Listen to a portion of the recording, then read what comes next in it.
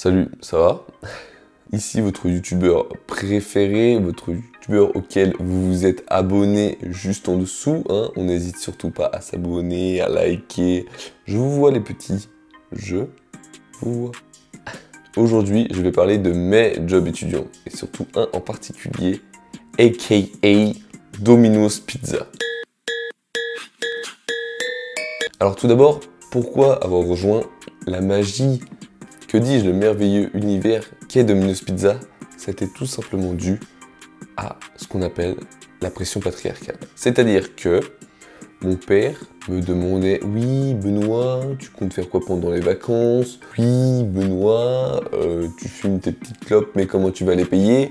Et je lui répondais bien sûr en évident l'argent de poche que tu vas me donner, je vais demander à maman, bref, tous ces petites réponses l'ont quelque peu agacé, et j'ai dû bien sûr trouver un job étudiant. Alors, comment fait-on pour rejoindre la team Domino's Pizza? Tu te diriges vers le Domino's Pizza le plus près de chez toi.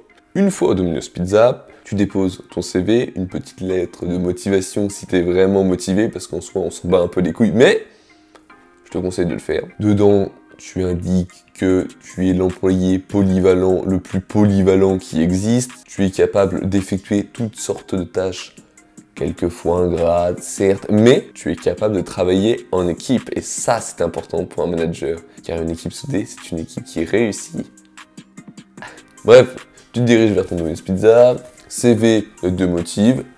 Normalement, t'attends environ une petite semaine, tu reçois ton meilleur message, bienvenue dans l'équipe Domino's Pizza. Alors tout d'abord, il y a le poste à l'accueil, qui est plus que sympathique, hein, présente environ les 7000 pizzas différentes, ce qui n'est pas donné à tout le monde. Généralement, c'est une meuf dans le Domino's Pizza où je bossais. La personne qui était à l'accueil, c'était un mec. Soit ça pourrait être un Domino's Pizza qui pourrait être ouvert, un Domino's Pizza sur lequel on peut comprendre que le sexe n'a pas d'importance et que tout le monde est libre. Mais là, il y avait quand même un souci. C'est-à-dire que le mec qui te vendait tes pizzas, qui te présentait tes pizzas, il lui manquait des dents. Il était gras, pas au niveau du corps, au niveau de la peau, avec des boutons partout. Genre, typiquement, ce que tu veux pas voir dans les fast-food. Tu veux pas voir cet aspect-là. Toi, tu veux juste voir, c'est rapide, c'est bon. Et lui, il arrivait comme ça. Salut, garçon. Bref, moi, j'ai choisi de rejoindre le camp des scooters. Et oui, j'étais un putain de livreur Domino's Pizza. Alors, vous allez me dire, oui Benoît, est-ce que tu as suivi une formation en tant que livreur Domino's Pizza? Bien sûr, il y en a eu. Tout d'abord, on m'a invité à prendre un scooter, et c'était mon premier jour, c'était un jour de pluie. Donc on m'a expliqué qu'il y avait des risques de tomber, qu'il fallait bien faire attention, mais que normalement, si t'étais un pilote aguerri, ça devait se passer bien, tu vois. Premier virage, je me suis viandé, genre j'ai complètement glissé. Et le mec m'a dit, pour me soulager, je me suis dit peut-être que je sais pas conduire, je suis un pilote. Je suis un pilote. Le mec m'a dit, ah mais c'est normal, tu as pris le scooter numéro 3, c'est celui avec les pneus lisses. C'est-à-dire qu'il y avait des scooters avec des putains de pneus lisses. Bref, ce n'est qu'un détail. Le taf en soi de livreur, en quoi consiste-t-il? Tu attends tranquillement dans une petite salle où tu dois bien sûr faire la plonge. Donc là, tu es environ 4-5 livreurs, tout le monde est en train de se guetter, c'est la début du service, il n'y a pas trop de livraison, tu vois. Et quand vient le moment où on entend le service, là, tout le monde se rue pour prendre la commande. Parce qu'en fait, t'es bien sur ton petit scooter. Tu prends ta commande, tu prends tout ton matos, t'es équipé de la tête aux pieds, tu flashes dans tous les sens. Tu prends ta petite pizza, la petite canette qui te met bien, et là, tu pars en livraison. Il est vrai que tu peux avoir une petite appréhension du fait de ne peut-être pas savoir où te diriger ou tout simplement te perdre. Et ton manager t'explique clairement qu'il va falloir apprendre les rues, qu'il va falloir trouver tes repères, qu'il va falloir prendre les meilleurs raccourcis pour être le meilleur rider. La vérité est que tu prends ton téléphone si t'es perdu. C'est simple, c'est comme dans tous les jours en fait. Tu prends ton téléphone, tu mets Waze, et tu pars mon gars. Si t'es perdu, c'est comme ça que ça fonctionne. Au début, tu fais que du Waze. Hein. Personne ne se rappelle les rue Québec, rue Montréal, rue François, je sais pas quoi. Donc, t'apprends pas les rues. Enfin, t'essayes de te repérer. Ouais, t'es en F4, mes couilles, bref, tu traces. Allez, avant de partir, tu dis que tu pars. Et là, toute la boîte te dit prudence. Et ça, faut bien le retenir, ce mot prudence. C'est-à-dire que tout le monde sait que c'est putain de dangereux quand même le scoot. Pourquoi dire prudence? Je conduis un scooter, je dois être prudent. Pourquoi les gens me disent prudence? Bref, tu pars sur ton scooter, petite clé sur le contact. Bub, bub, bub. Alors, sur la route, les voitures ne te respectent pas. Non, parce que tu es un simple livreur, tu es une merde. Et en même temps, tu ne respectes pas les voitures parce que tu te faufiles. Et des fois, quand tu as de la chance, tu peux croiser d'autres livreurs. Je sais que nous, on avait une autre pizzeria concurrente juste à côté. Et je te cache pas que quand t'es au feu, main sur l'accélérateur, regarde sur le côté pour voir ce que lui il va faire, t'es là, bep, bep, bep, bep, 60 km/h max. Tout se joue au poignet. Généralement, les films, je te cache pas que, c'est pas les putains de leaders européens pour rien, mec. On les fumait, ces bâtards. On les fumait. Bref, tu commences à arriver sur la route et des fois tu rencontres des petits obstacles tels des trottoirs. Eh bien, le scooter Domino's Pizza est équipé de suspension hydraulique. C'est-à-dire que tu peux taper ton meilleur trottoir, tu t'en bats les reins. Tu montes ton trottoir, bam bam, tu vas livrer ta pizza, t'en as rien à foutre. Tu coupes la rue.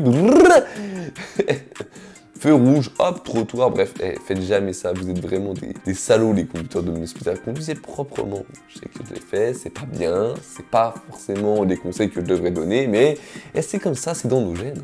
Donc tu arrives directement chez ton client, et des fois il pleut, et tu sais que tu vas passer la soirée sur ton scooter. Donc si tu as la petite chance, le petit bonheur de livrer dans un immeuble, le scooter tu le rentres dans la cage d'escalier. Et la selle, elle reste au chaud. On a pour 5 minutes. Donc là, tu prends ton petit casque, tu le mets dans ton petit casier à l'arrière, tu prends ta pizza, tu mets la petite snapback sur le front Domino's. Et là, vient le type client. T'as le mec qui est chiant. Il voulait 6 sauces piquantes, il voulait sa glace qu'elle soit pas trop froide et que la pizza soit bien chaude. Après, des fois, tu peux avoir de la chance. Généralement, quand tu livres à deux, ça s'avère qu'il y a beaucoup de pizzas. Sur de foot, bon bah les mecs, tu peux juste savoir s'il y a eu but. Là, ils vont te le dire, mais sinon, c'est la seule info qu'ils partagent. Les mecs bourrés, je t'en parle pas. Tu peux prendre ton meilleur pourboire, c'est-à-dire que tu peux lui rendre la monnaie, mais t'inquiète. Et enfin, c'était un jeudi soir, début de soirée. C'est étonnant, une telle livraison, parce que j'étais avec mon collègue, on arrive, on part pour livrer, et là, petit appartement, et t'entends de la petite musique. Tu te dis, bon bah, il y a soirée, tu vois, il y a soirée, ça peut être sympa, voilà. Et là, soirée pyjama entre filles. Oh oh oh. C'est complètement con, mais tu sais, t'es livreur Domino's Pizza. Tu te fais chier sur la route, tu te dis que ça peut pas t'arriver des trucs comme ça. Mais quand ça t'arrive, le sourire. Parce que tu sais que tu vas rentrer au Domino's et les collègues ils vont voir. Normalement, t'as pas de sourire. Là, il y aura un sourire et tout le monde va être là en mode raconte frérot. Tu l'as raconté un seul de tes collègues, à ton prochain retour de livraison, tout le monde le sait, même ton manager. Bref, soirée pyjama, bonjour mesdames, on donne nos petites pizzas. Et je suis quelqu'un de sympa, je suis surtout quelqu'un de timide. Je lui dis bon bah, bonne soirée, salut. Et là, je vois mon collègue qui lui, il avait plutôt l'air de vouloir rentrer dans la soirée pyjama. Mais je lui dis, tu vois, une soirée pyjama fille, il y a 3 mots. Soirée, pourquoi pas, pyjama, on n'en a pas, fille, bah c'est pas toi. Et le mec il commence à dire ouais, peut-être qu'on pourrait repasser après le service. Tu vois, il commence à rouler un peu des mécaniques. Le plus gros vent de sa vie, elle a rigolé. Elle a dit à ses potes qui ont rigolé et elle lui a claqué la porte au nez. Terminé. Enfin vient la fin de service, et là, le petit bonheur. Tu peux faire toi-même tes propres pizzas. Ce que je veux vous dire, c'est que généralement le job vidéo, c'est chiant. T'as l'impression que t'es en train de te faire lapider le cerveau, genre que personne te respecte, et c'est le cas, tu vois. Mais juste fais-le, tu te feras un peu de thunes. Tu vois, ça t'encourage à aller en cours. Aller en cours aussi, c'est bien ça. Allez, cœur sur vous.